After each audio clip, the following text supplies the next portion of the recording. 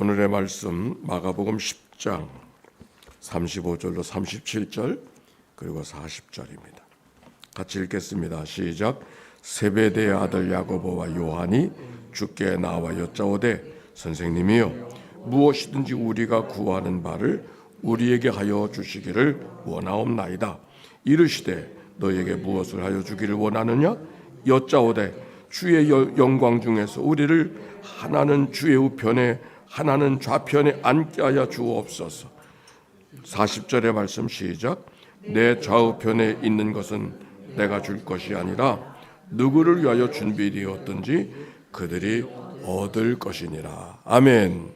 이는 생명의 말씀입니다.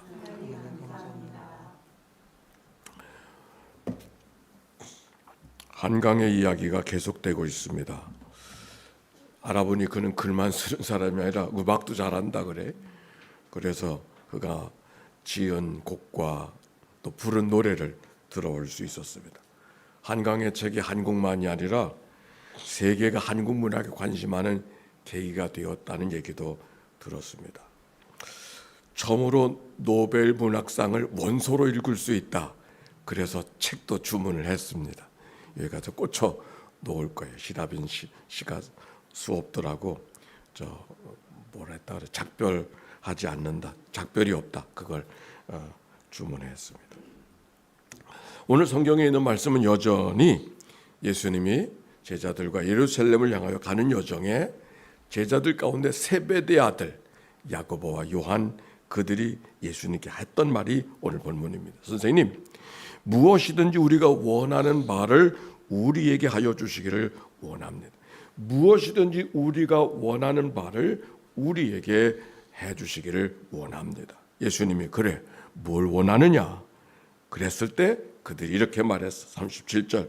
주의 영광 중에 우리 하나는 주의 오른편에 하나는 좌편에 앉게 하여 주시옵소서. 권위자의 좌우편에 앉는다고 하는 것은 그 특별한 것이죠. 아무나 아는 것이 아니죠. 우리들의 말로 보면 당신에게 별의 순간이 오면 우리를 좌우편에 영의정 좌우정에 우의정 좌의정에 앉게 해달라고 청하는 것입니다. 사실 성경 가운데 제자들 속에 세베대의 아들 제자는 특별합니다. 왜냐하면 예수님이 첫 번째 부르심을 받던 사람이 그 사람들이에요. 그래서 예수님이 용모가 변화되어졌던 변화산에 올라갈 때도 그 제자들만 데려가셨잖아요.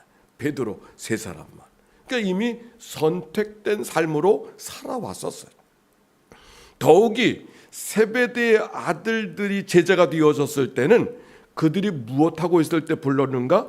배와 그물을 깁고 있었을 때 그걸 버려두고 예수님을 쫓았으니까 어쩌다가 쫓은 사람이 아니죠. 즉 큰 헌신이 있던 사람이 그들의 모습. 어쩌면 그 제자들은 다른 제자들에 비해서 우리가 뭔가 당연한 요구를 하는 것처럼 다른 사람은 뭐라도 그 정도 보상은 우리에게 주어야 되지 않겠는가 라고 하는 생각이 세베대 아들 요한과 야고보에게 있었을지 모릅니다.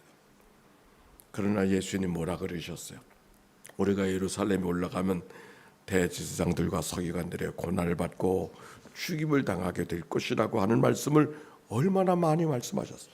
오늘 10장을 읽었지만 8장에도 얘기했고 9장에도 얘기했고 또 오늘 말씀 바로 앞에서도 그 말씀을 하셨어요. 그런데 제자들은 그 말씀을 이해했은 거예요? 이해한 말씀입니까? 전혀 들으려고 하지 않았죠. 그래서 예수님이 대답했습니다.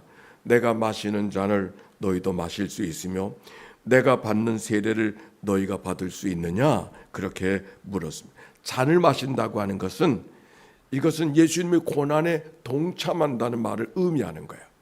나와 함께 세례를 받을 수 있느냐고 하는 말은 세례라고 하는 말은 죽음을 의미하는 거예요. 즉 물속에 집어넣는다는 것은 옛생활은 죽는다 의미예요. 나와 함께 세례받을 수 있느냐? 나와 함께 죽을 수 있느냐? 그렇게 묻고 있는 거예요. 그들이 할 수 있습니다. 대답해. 뜻을 알고 했는지 모르지만 어쨌든 할 수 있다고 대답했어요. 그랬는데 예수님이 40절에 보니까 이렇게 말씀하셨어요. 내 좌우편에 너희들이 앉기를 원하는데 내 좌우편에 앉는 것은 내가 만들어주는 것이 아니라 누구를 위해 준비되었지 너희가 얻어지는 것이라고. 수고하고 노력해서 얻는 것이 아니라 내가 주고 싶은 대로 주는 것이 아니라 너희들에게 얻어지는 것이라고. 하나님이 주시는 것이라고 하는 의미가 이 말씀 속에 담겨 있는 것이죠. 세베대 아들 야고보와 요한의 인생이 어떻게 됐을까요? 정말 그 제자들은 예수님의 고난의 잔을 마시고 그리고 죽음을 상징하는 세례를 받았어요. 왜냐하면 야고보라는 제자는 첫 번째 순교자가 되어요. 또 사도 요한도 오래 살았지만 반모섬의 귀향을 가는, 사실 그 시대에 모든 제자들이 다 죽음을 당하는데 오래 사는 게 복이 아닐 거예요. 얼마나 많은 고난이 그들에게 있었을까. 받아야 될 고난, 죽음을 다 경험했던 것이죠. 그러나 영광도 받았어요. 그 야고보 제자가 최초의 순교자가 되어졌지만 지금 또 산티아고 길을 가는 사람이 1년에 50만 명이나 된다 그러잖아요. 왜 산티아고를 갑니까? 거기가 그 야고보의 무덤이 있기 때문에 바로 거기를 걸어가는 거예요. 바다의 영광을 다 받지요. 사도 요한은 오래 살면서 예수님의 모친 마리아를 섬기고 요한복음을 우리에게 남겨주고 요한계시록을 남겨주는 그런 사람이 되어졌고, 저 터키 예배소에 가면은 그 사도 요한을 기념하는 성당이 있는 것을 지금도 발견합니다. 오늘 성경의 말씀이 그렇게 이루어졌어요. 그런데 이 이야기를 세베대 아들들과 예수님이 하고 있는데 누가 다른 제자들이 들었어요. 근데 다른 제자들이 어떻게 반응했는가? 화를 냈다 그랬어요. 아니 지금 제자들하고 세베대 아들들하고 지금 예수님이 대화하는데 왜 다른 제자들이 왜 화를 냈을까? 세베대 아들 야고보와 요한이 청하는 것이 그들만이 원하는 것이 아니라 모든 제자들이 다 원하는 거예요. 왜 화를 냈어요? 똑같은 마음이니까 화를 내는 것이죠. 그래서 예수님이 드디어 한 말씀을 하죠. 44절 다 같이 여기 띄어질 거예요. 시작. 너희 중에 으뜸이 되고자 하는 자는 모든 사람의 종이 되어야 해요. 여러분 이 말씀이 무슨 말씀이에요? 다 알죠? 근데 아는 게 아는 건가? 다시 한번 생각해 보세요. 으뜸이 되고자 하는 자는 모든 사람이 종이 되어야 된다. 그러면 으뜸이 되기 위해서 종이 되어야 된다는 말일까? 어떻게 생각하세요? 그 말은 아니에요. 으뜸이 되고자 하는 자는 종이 되어야 되지만 으뜸이 되기 위해서 종이 된다고 하는 것은 아니라는 말이에요. 우리는 이 말씀을 오해해요.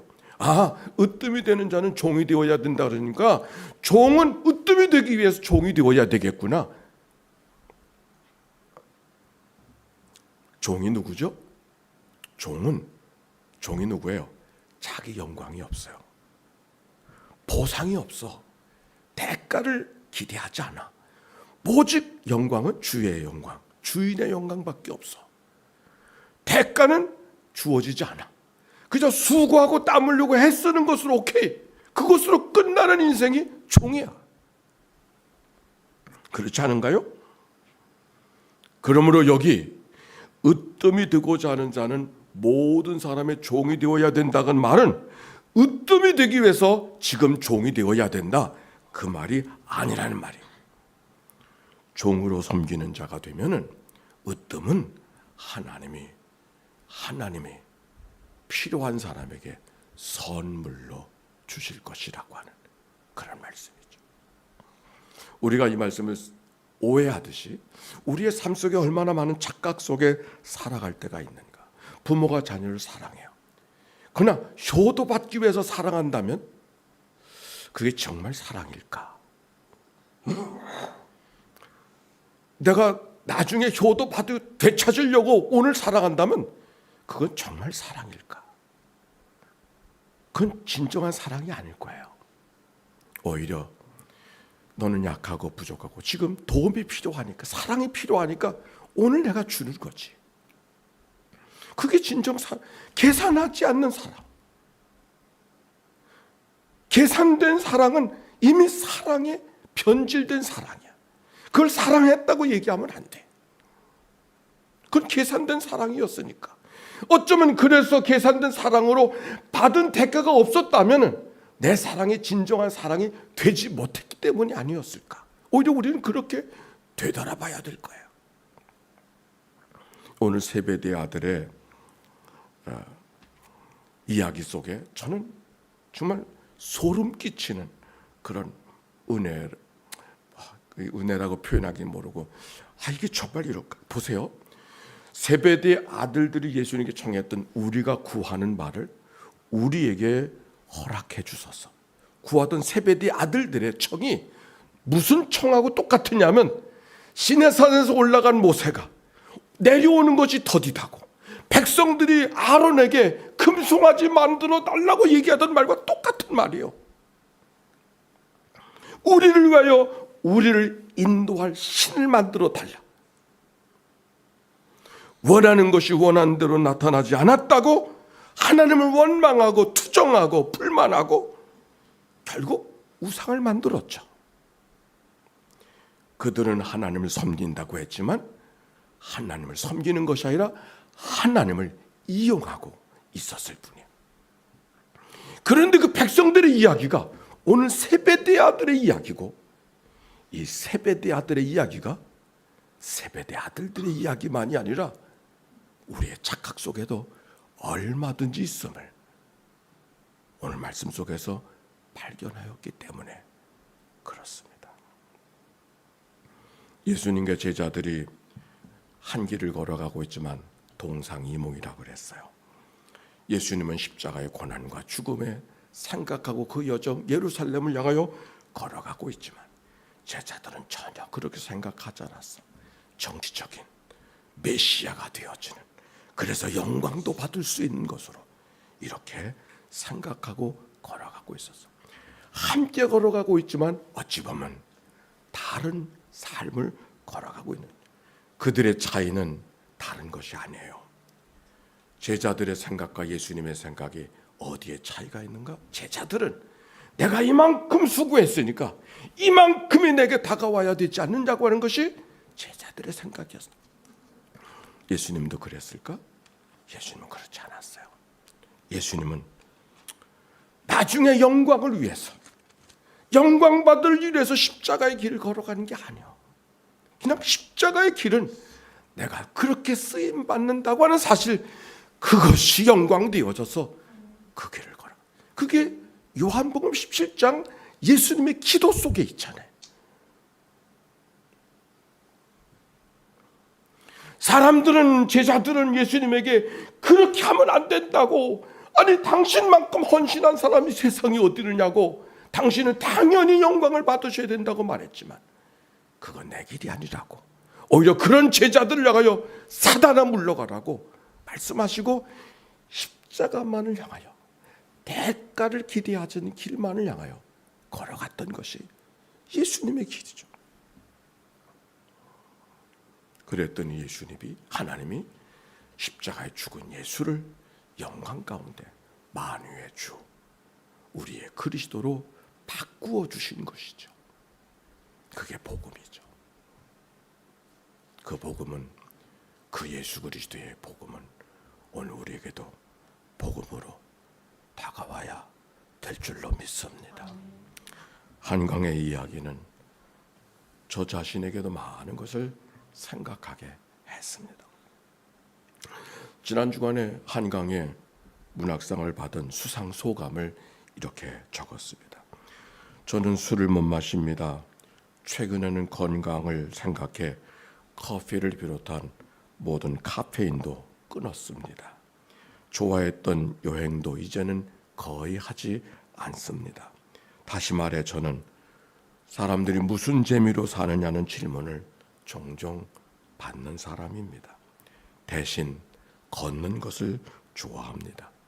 아무리 읽어도 다 따라잡을 수 없지만 읽은 책들만큼이나 아직 못 읽은 책이 함께 꽂혀 있는 저의 책장을 좋아합니다. 사랑하는 가족과 다정한 친구들과 웃음과 농담을 나누는 하루하루가 좋아합니다. 하루하루를 좋아합니다. 그렇게 담담한 일상 속에 제가 가장 좋아하는 것은 쓰고 싶은 소설을 마음속에서 굴리는 시간입니다.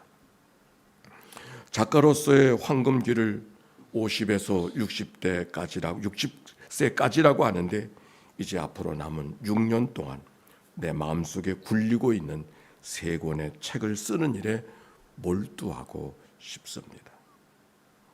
저는 그의 수상소감을 읽어가면서 그는 세상에 그 누구도 누릴 수 없는 영광의 자리에 잔치할 수 있는 자리에 있었지만 그 모든 것을 툴툴 다 털어내고 여전히 오늘의 일상, 아무것도 아닌 것 같은 그 일상을 무엇보다도 귀중하게 여기고 그 길에 한 걸음 한 걸음 가고 있다고 하는 것이 제게는 참 거룩하게 보였습니다. 오늘 영광을 구하는 제자들에게 주시는 말씀, 우리가 구하는 것을 우리가 구하는 대로 주소서 묻는 말에 주님이 이렇게 말했습니다. 너희들이 구하는 것을 너희들이 알지 못한다고.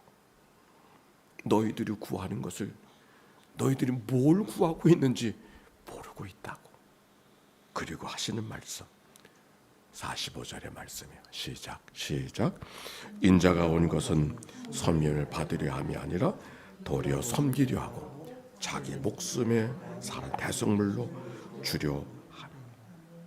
나는 이 말씀 속에 우리가 이 땅을 어떻게 살아가야 될 것인가를 잘 말씀해 주신다고 생각합니다.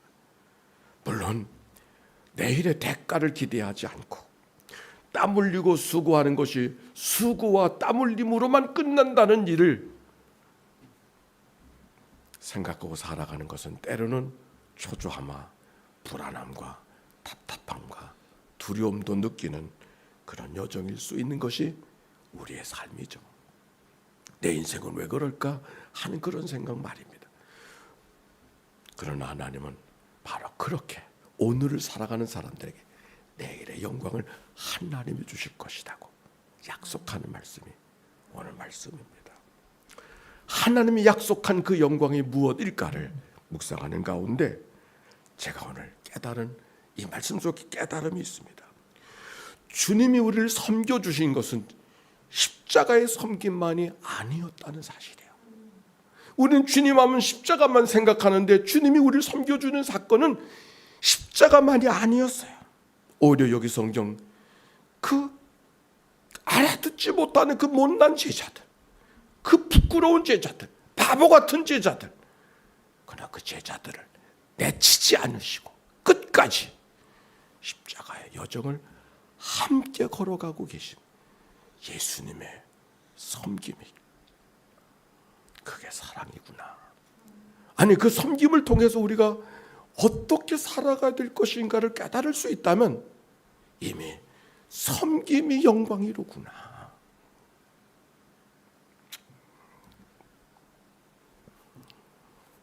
오늘도 넉넉한 마음이 아닌 오히려 초조하고 불안한 제자들이지만 그들을 여전히 붙들고 걸어가신 주님이 그들만이 아니라 우리를 붙들고 가시는 그 주님인 것을 기억하고 우리의 삶의 여정 속에 주님이 함께 우리와 동행해 주신다는 사실이 이미 우리가 받아야 될 영광을 받고 있음을 깨닫게 된 것이 얼마나 다행한 일인가. 또 한 주간이 시작됩니다. 어떤 삶의 여정 속에 있는지 제가 다 헤아리지 못하지만 못난 제자들을 내치지 아니하시고 여전히 오늘도 그들의 손을 붙들고 가신 주님이 우리 모두를 이끌어 동행해 주실 줄로 믿습니다. 그 믿음으로 살아가는 한 주간 되시기를 주의 이름으로 축원합니다.